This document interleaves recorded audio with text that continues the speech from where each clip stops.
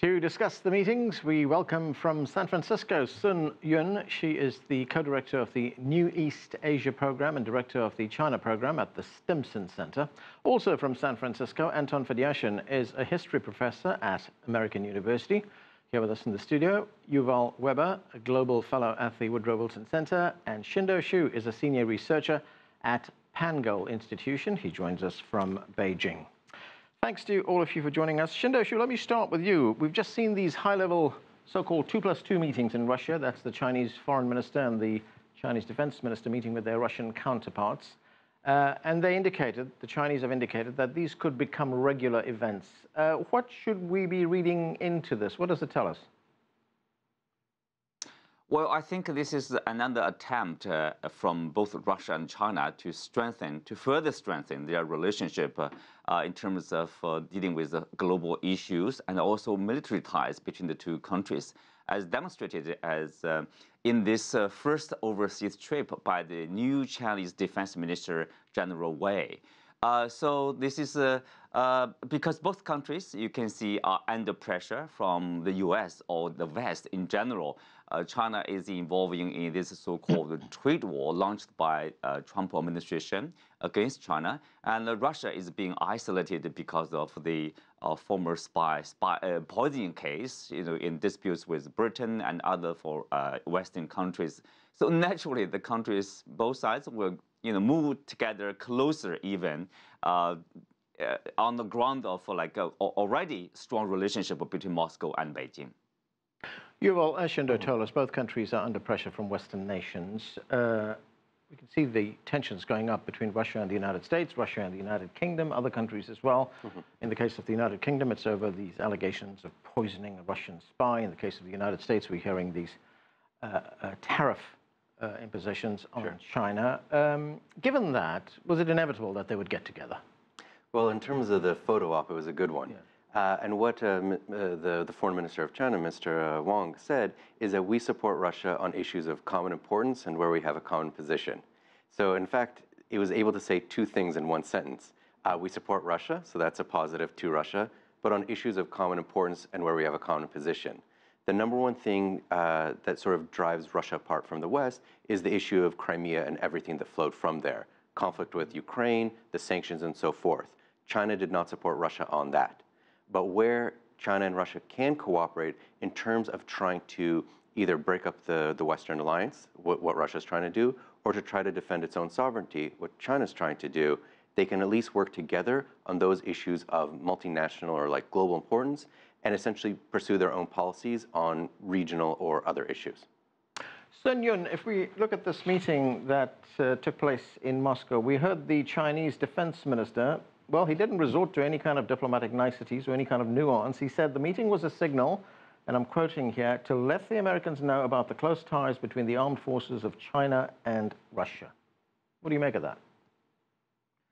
Well, it is not news, right? We know that the military ties between Russia and China in the past few years has been strengthening. If you look at, for example, the issue of China's maritime dispute, Russia has conducted a joint military exercise with the Chinese military in South China Sea and in East China Sea. So I would say that no one doubts or no one questions that Russia and China do enjoy a very good and very strong military tie.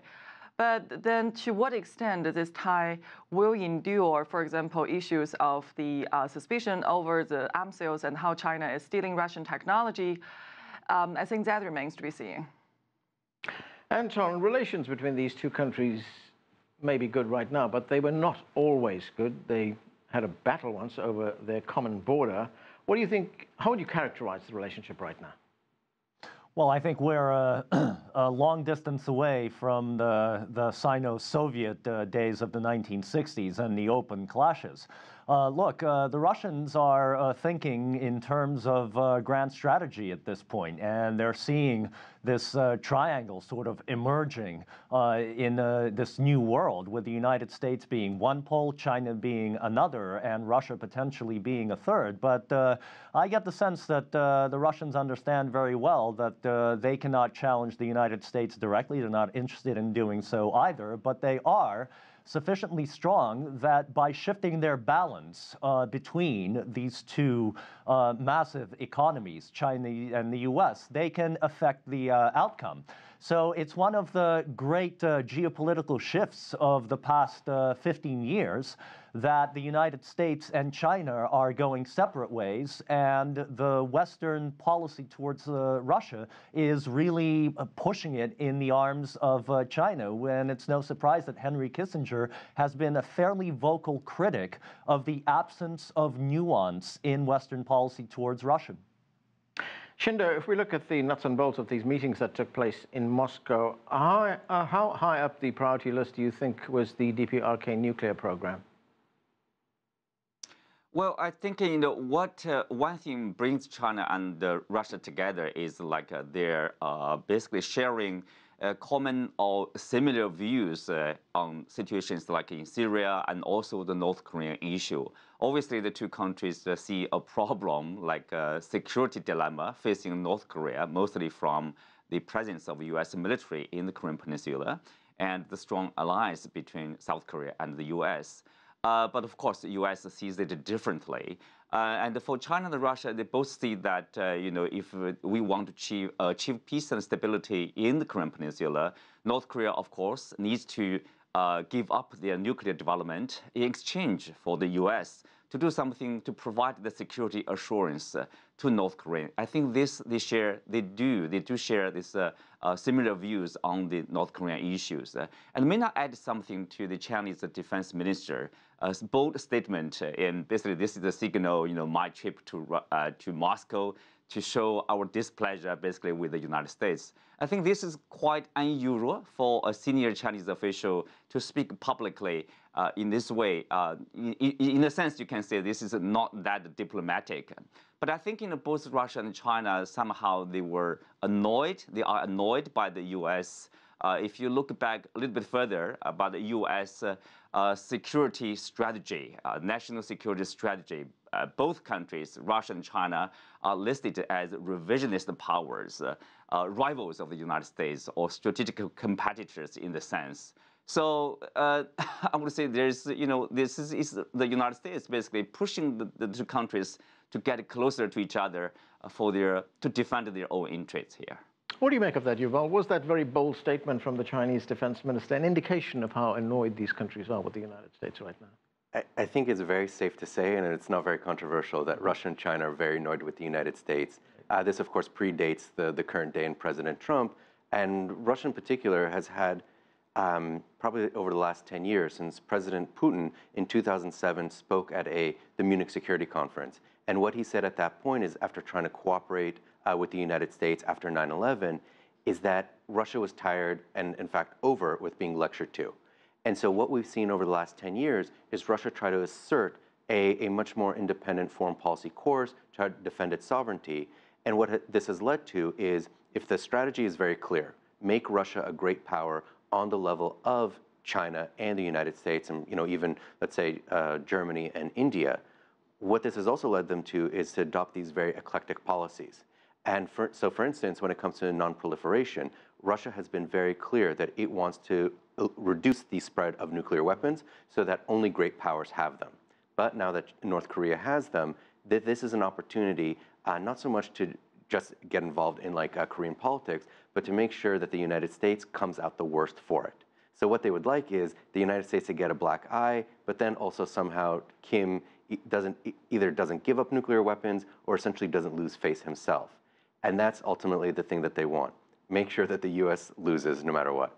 On the DPRK nuclear policy, China has announced its approach to it. It's the so-called double freeze approach, that the DPRK frees its ballistic missile testing, its nuclear testing, and in return, the United States and South Korea will stop joint military drills. That is the Chinese position. Would the Chinese be now trying to convince Russia to adopt that position as well? Sure, they would like to, but because ultimately, what is the point of essentially the double freeze? So no one is unclear on what the North Korean conventional capabilities are. Hundreds of thousands, if not millions, of people in Seoul would die immediately if there was some sort of invasion or war between the two states. So what the point of the nuclear tests was to prove that the North Koreans could launch an ICBM with a nuclear payload all the way to the United States.